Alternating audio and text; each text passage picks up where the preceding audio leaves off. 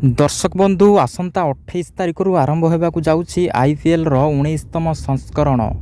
तेबे एथर आईपीएल रु KKR team तरफ बाद पड़े स्टार बोलर हर्षित राणा। तेबे कौन रही यार कारण जानापी भिडटी को शेष पर्यंत देखूँ।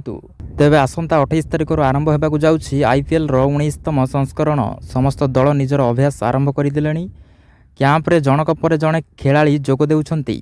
तेबे मैच पूर्वर कोलकाता को लगी आउ एक झटका। चलित सीजन रु बाद पड़ती बोलर हर्षित राणा।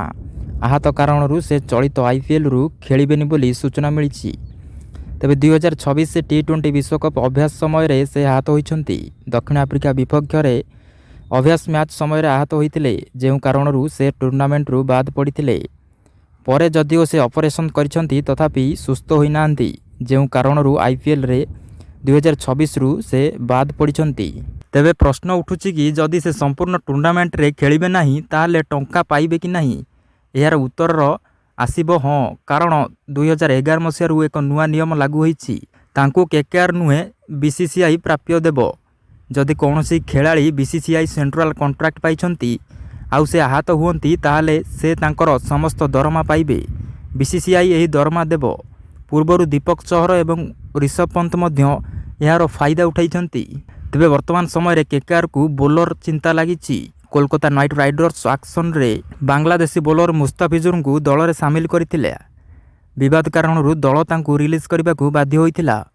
जड़े दक्ष बोलर जीवा परे केकेआर को चिंता बढ़िथिबा बेले टी20 विश्वकप समय पथिराना आहत होइछंती। से केबे दल को फेरिबे जना नहीं। एबे हर्षित राणा आहत होबा परे केकेआर को बोलिंग चिंता बढ़ी। सेपटे आमे जदि कहिबा हर्षितर संपर्क में ताले से कोलकाता पक्षरु 34 मैच रे 40 विकेट अख्तियार करछंती। केकेआर तांको 4 कोटी टंका रे दल रे रखिछंती। तो एहीपरि सबुदिन न्यूज अपडेट गुडी को पाइबा पई वीडियो को लाइक एवं शेयर करने सहित चैनल को सब्सक्राइब करंतु।